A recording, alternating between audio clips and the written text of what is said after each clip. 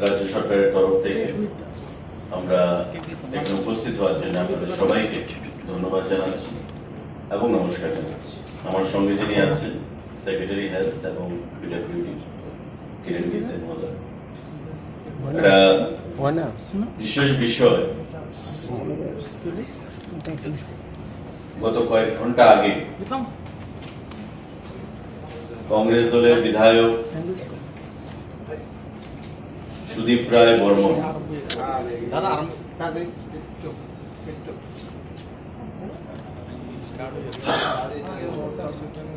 Press মিটের মাধ্যমে রাজ্যের জনগণকে একটা বিভ্রান্তিমূলক বক্তব্য রেখে রাজ্য সরকার এবং মুখ্যমন্ত্রীকে কালিমালিপ্ত করার একটা প্রয়াস গ্রহণ করেছে।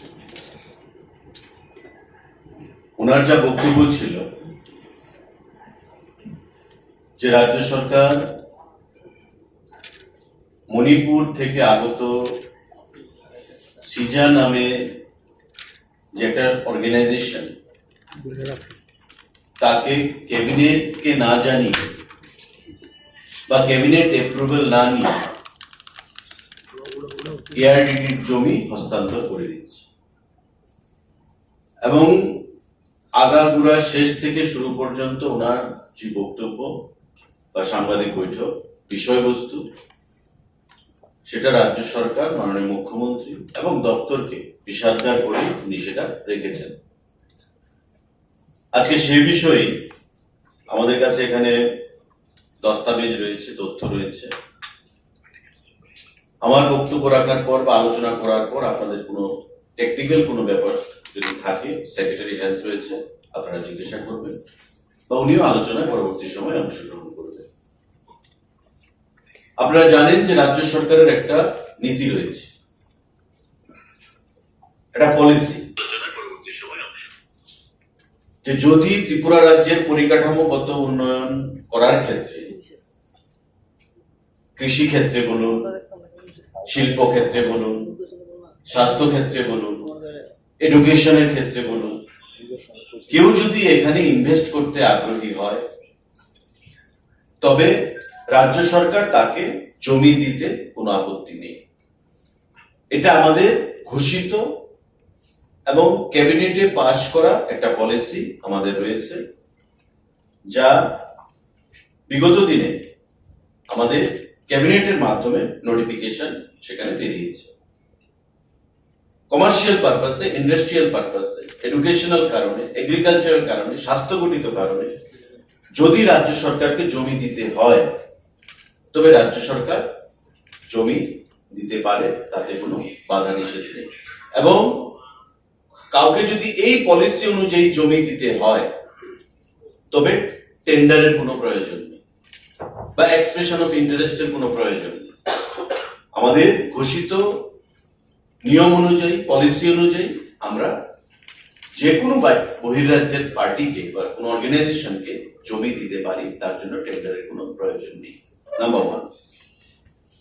নাম্বার টু, যার কথা উনি বলেছেন, সিজা হসপিটালস, এটা হচ্ছে মণিপুরের রাজধানী ইম্ফলে তার বর্তমান পরিকাঠামো রয়েছে। সিজা hospitals and research institute private limited হচ্ছে তার নাম। তার ব্যাকগ্রাউন্ড কি, তার পরিকাঠামো বা ইনফ্রাস্ট্রাকচার কি আছে সেখানে? 1985 সাল থেকে সেখানে এই সংগঠন রয়েছে এবং বর্তমানে 350 বেডের সুপার স্পেশালিটি হসপিটাল সে চালাচ্ছে মণিপুরের রাজধানী ইম্ফলে। পাশাপাশি এই অর্গানাইজেশনে 37 স্পেশালিটিস এন্ড সুপার স্পেশালিটিস পরিষেবা তারা প্রদান করছে এই মণিপুরের রাজধানী ইম্ফলে। এবং এটা নর্থ ইস্টের সর্বপ্রথম যে নর্থ ইস্টের কোন ব্যক্তি সুপার স্পেশালিটি হসপিটাল করেছে 1985-এ। আজকে আপনারা ভাবুন, আজকে আমরা 2024-এ রয়েছি, মানে প্রায় 39 বছর ধরে এই সুপার স্পেশালিটি হসপিটাল মণিপুরের রাজধানী ইম্ফলে চলছে। ডিএম এর কালেক্টর অফিসিয়াল এআরডিডি ডাইরেক্টরকে অ্যাপ্রোচ করেছে যে এই জায়গার অবস্থান কি, বর্তমান স্ট্যাটাস কি, যদি আনইউজড অবস্থায় থাকে তবে এনওসি দেওয়া যায় কিনা। এবং ডাইরেক্টর এআরডিডি সেক্রেটারি এআরডিডির মাধ্যমে এআরডিডির মিনিস্টারের অ্যাপ্রুভাল নিয়ে সেই জমি দেওয়ার জন্য, এনওসি দেওয়ার জন্য বলেছে।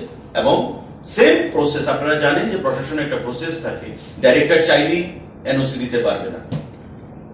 ডাইরেক্টর ফাইল প্রসেস করবে, সেক্রেটারির কাছে আসবে, সেক্রেটারি মন্ত্রীর অ্যাপ্রুভালের জন্য পাঠাবে, মিনিস্টার অ্যাপ্রুভাল দিলে ফাইল আবার সেক্রেটারির কাছে যাবে, সেক্রেটারি থেকে আবার ডাইরেক্টরের কাছে যাবে।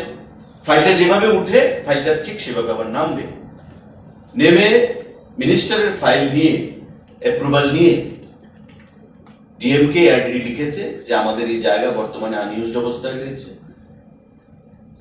কোনো ডেভেলপমেন্টাল অ্যাক্টিভিটিস এর জন্য আমরা সেটা এনওসি দিতে পারি। এখন ডিএম তো আর এনওসি দেবে না, এনওসি দেবে কে? Revenue department. কারণ যে কোনো সরকারি জায়গা রেভিনিউ ডিপার্টমেন্টের অধীন, আর যেহেতু এআরডিডি দখলে জায়গা, এআরডিডি এনওসি দিয়েছে ডিএম এর কাছে, ডিএম সেটা রেভিনিউ ডিপার্টমেন্টে আবার পাঠাবে, রেভিনিউ ডিপার্টমেন্ট তারপর সেটাকে ক্যাবিনেটের জন্য পাঠাবে। যেমন প্রপোজাল এসছে, ডাইরেক্টর এআরডিডি থেকে এনওসি এসছে, ডিএম থেকে ক্লিয়ারেন্স এসছে, রেভিনিউ থেকে যখন ক্যাবিনেট ক্লিয়ারেন্স যাবে তারপর সেটা ক্যাবিনেটে যাবে, ক্যাবিনেটের মুখ্যমন্ত্রী মুখ্য সচিবের অ্যাপ্রুভালের পর কাউন্সিল অফ মিনিস্টার্সের অ্যাপ্রুভাল নিয়ে তারপর ওই অর্গানাইজেশনকে জমি হস্তান্তর করা হবে। এই হচ্ছে প্রসিজার। কিন্তু সুদীপ বাবুর কাছে যারাই খবরটা দিয়েছে তারা হয়তো প্রসিজারটা জানে না। এনওসির অর্থ এই নয় যে জায়গা আমি দিয়ে দিয়েছি। এআরডিডি এনওসি দিয়েছে ডিএম এর কাছে, ডিএম সেটা রেভিনিউতে পাঠাবে ভ্যালুয়েশনের পর, জায়গার দর কত রয়েছে, রেভিনিউ ডিপার্টমেন্ট তারপর ক্যাবিনেটের কাছে পাঠাবে, not ARDD, not the DM. Sudip বাবু এই জায়গাটাতেই ভুল করে ফেলেছে। কারণ এনওসির অর্থ এটা নয় যে ওই সংস্থাকে জায়গা দিয়ে দেওয়া হয়েছে। এআরডিডি এনওসি দিয়ে বলছে নো অবজেকশন সার্টিফিকেট, যে তোমরা সেটা ইউজ করতে পারো রাজ্যের উন্নয়নের ক্ষেত্রে। এবার ডিএম প্রপোজাল পাঠাবে রেভিনিউকে, রেভিনিউ সেটা ক্যাবিনেটে পাঠানোর বন্দোবস্ত করবে। সময় তো পড়ে রয়েছে, ক্যাবিনেট তো হয়নি, রেভিনিউ ডিপার্টমেন্ট ক্যাবিনেটে আনবে। কিন্তু সুদীপ বাবু একটু তড়িঘড়ি করে ফেলেছে এবং সরকারকে, মুখ্যমন্ত্রীকে একটু কালিমালিপ্ত করার একটা চেষ্টা ওনারা করেছে।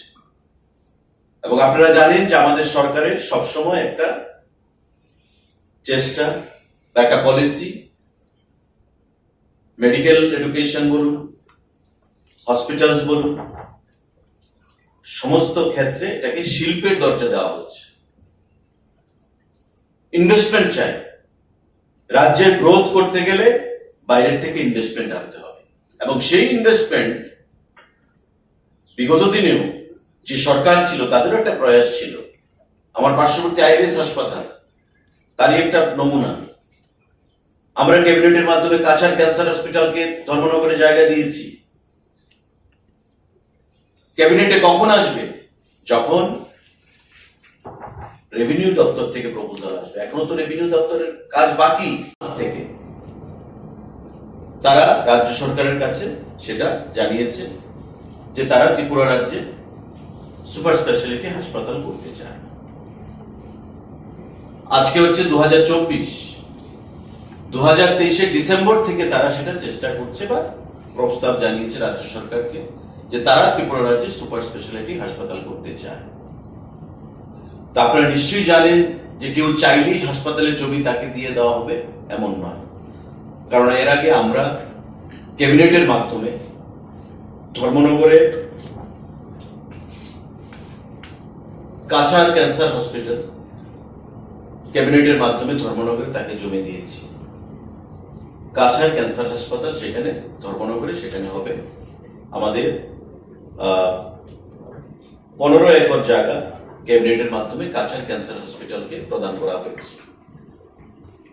তারও আগে আমাদের পার্শ্ববর্তী প্রাইভেট হাসপাতাল রয়েছে আইএলএস হসপিটাল। আইএলএস হাসপাতালকে পূর্বতন সরকার আমাদের পার্শ্ববর্তী এলাকায় জায়গা প্রদান করেছে। কারণ স্বাস্থ্য শিক্ষা এটা হচ্ছে আমাদের টপ প্রায়োরিটি, এবং সেটাকে প্রায়োরিটি দিতে গিয়ে ত্রিপুরা রাজ্যে হাসপাতাল আসবে, সুপার স্পেশালিটি হাসপাতাল আসবে, বড় বড় কলেজ আসবে, স্কুল আসবে, এই জিনিসগুলো রাজ্য সরকার বরাবর প্রায়োরিটি দিয়ে থাকে, এবং তার জন্য রাজ্য সরকারও বিভিন্ন সময় ক্যাবিনেটের মাধ্যমে সেই সিদ্ধান্তগুলো গ্রহণ করেছে। কিন্তু সুদীপ বাবু যেটা বললেন যে সৃজা হাসপাতালকে রাজ্য সরকার জমি দিয়ে দিচ্ছে, ক্যাবিনেটের অ্যাপ্রুভাল নেয়নি, আমার মনে হয় উনি একটু তাড়াতাড়ি করে ফেলেছেন। যারাই উনাকে তথ্য দিয়েছে তারা সঠিক তথ্য উনাকে দিতে পারেনি। আমি যেটা বলেছি যে গত ডিসেম্বর মাস থেকে একটা প্রয়াস চলছে। সৃজা ওয়েস্ট ডিস্ট্রিক্টের ডিএম কে প্রথম চিঠি লিখেছেন যে আমাকে আপনি জমি দিন, আমি ত্রিপুরা রাজ্যে হাসপাতাল, সুপার স্পেশালিটি হাসপাতাল করতে আমরা ইচ্ছুক, এবং আগামী কয়েক বছরে প্রায় 900 কোটি টাকার ইনভেস্টমেন্ট তারা ত্রিপুরা রাজ্যে করবে। প্রাথমিকভাবে সেটা আলোচনা হয়েছে। তো স্বাভাবিকভাবে 900 কোটি টাকার যারা ইনভেস্টমেন্ট করবে তাদের জমি দিতে হবে, এবং আমাদের জমি দেওয়ার সেখানে পলিসিও রয়েছে। সেই মোতাবেক তারা ডিস্ট্রিক্ট ম্যাজিস্ট্রেটের কালেক্টর ওয়েস্ট ডিস্ট্রিক্টকে তারা চিঠি প্রদান করেছে যে আমাদেরকে আপনারা জমি দিন। মাঝখানে এই চিঠি পাওয়ার পর অনেক জায়গায় খোঁজাখুঁজি হয়েছে, কিন্তু সুইটেবল ল্যান্ড পাওয়া যায়নি। এবং পরবর্তী সময়ে আপনারা জানেন আমাদের আর কে নগর যেটা রয়েছে, বুজ্জংনগর ইন্ডাস্ট্রিয়াল গ্রোথ সেন্টারের পাশে, সেখানে এআরডিডি সেখানে কলেজ রয়েছে, সেখানে অনেক ভ্যাকেন্ট ল্যান্ড রয়েছে। সেই ভ্যাকেন্ট ল্যান্ড থেকে কিছুটা জমি 23 একরের মতো, 28 একরের মতো জমি